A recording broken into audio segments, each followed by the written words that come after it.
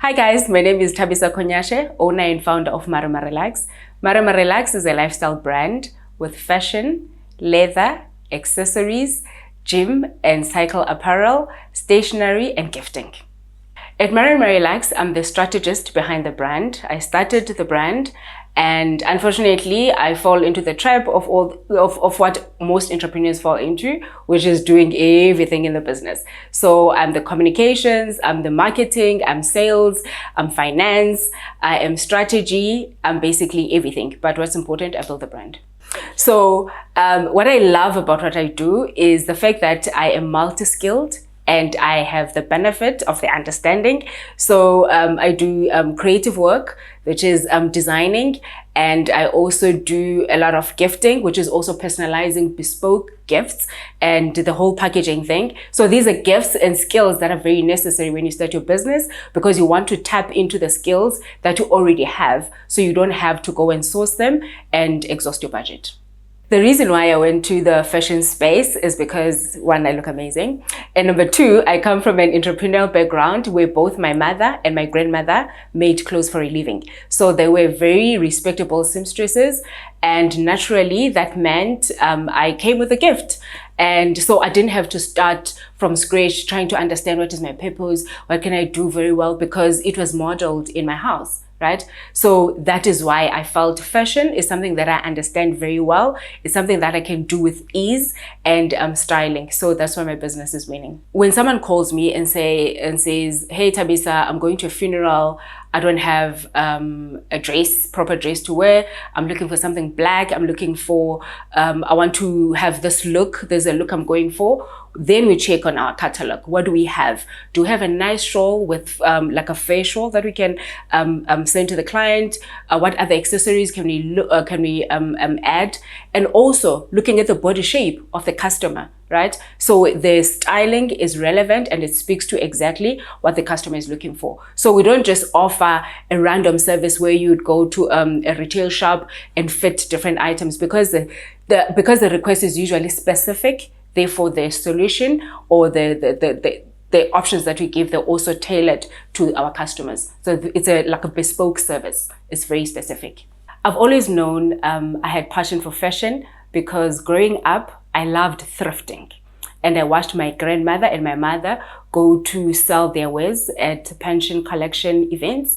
And at the back of my mind, I always had that calling or fashion thing, or being in business around fashion, because I loved dressing up. As a thrifter, you'd know that you always want to look amazing, always want to look different, and you're funky and all of that. So that is a thing that is innate, or that I know was a passion inside of me. So when I had an opportunity to pivot, that made sense, and my light bulbs went on, because I knew that's something that I can do with my eyes closed.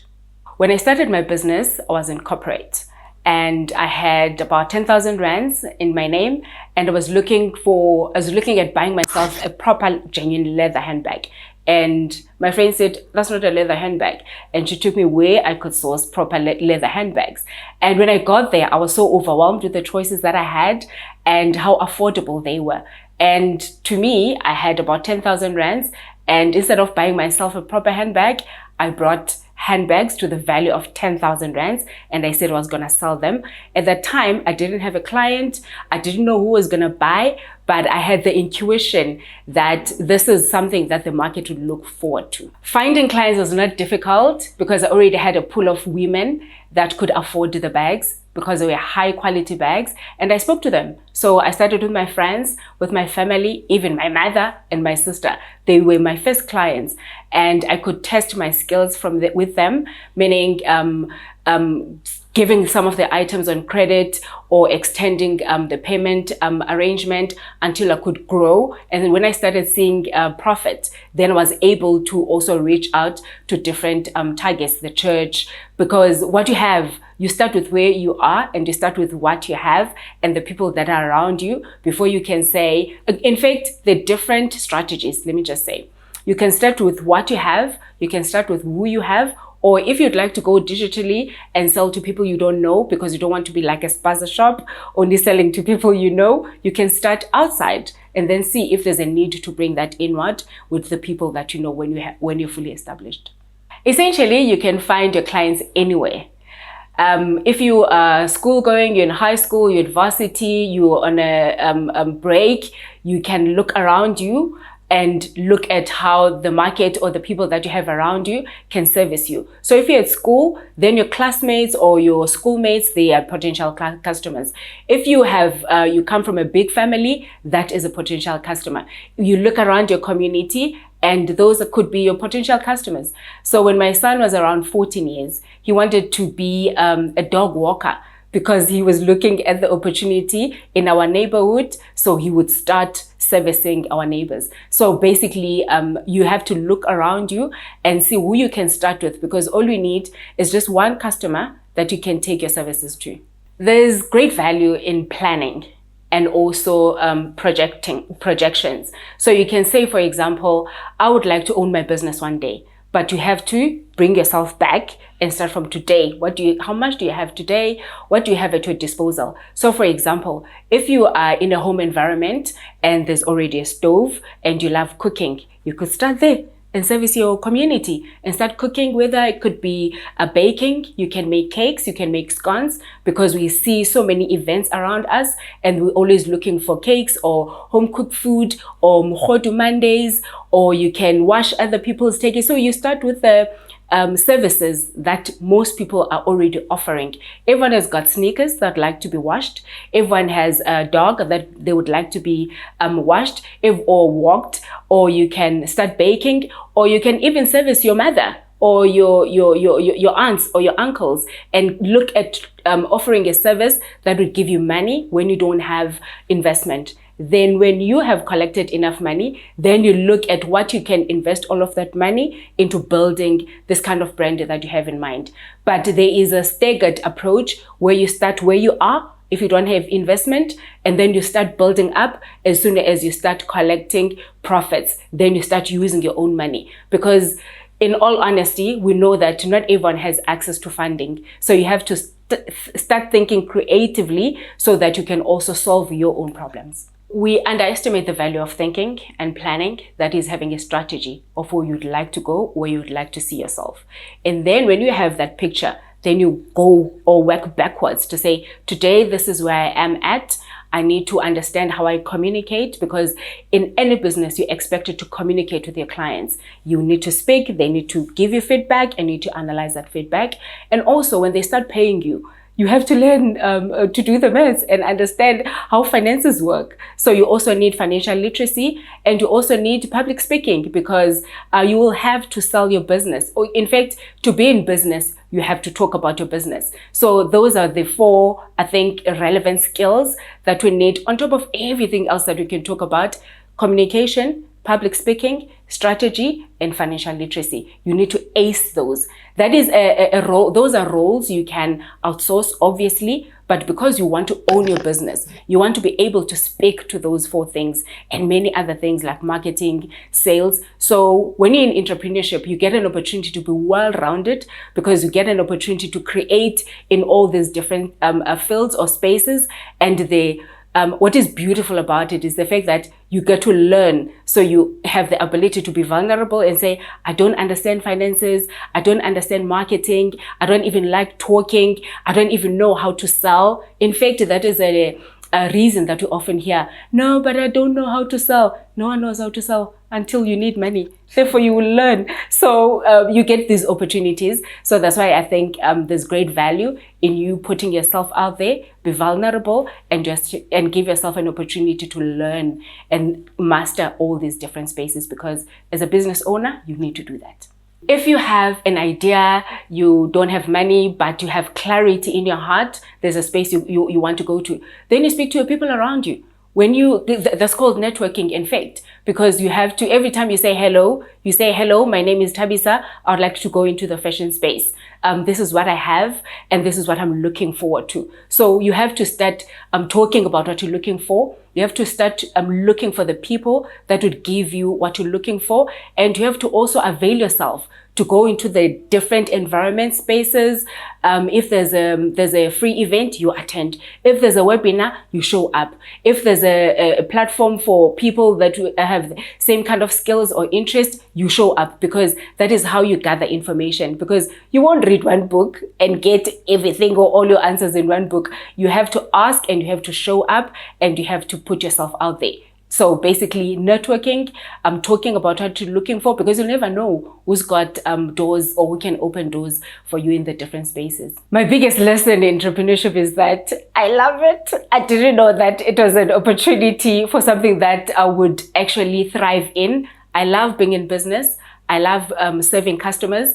I love the creative process, meaning thinking of an idea and seeing it to implementation and to fruition, and also interacting with the customers, not knowing whether you're going to make it or you're not going to make it, because the rewards when you make it, they are beautiful. So there are different things that you can look forward to, or maybe we can even say the different measures for success. So you need to find what your measure of success would look like. For me, it was literally enjoying being in business and thriving and looking at what solutions or the problems in my community or with my network, within my network, and trying to solve or trying to close those opportunities, because that is where business is. That is in innovation. When you see a problem, you want to plug it, and then you get money for it. I mean, what better way to make money? I can say you can't leave your formal employment until you're confident that you have a service or an offering or a product that people are willing to pay for, right?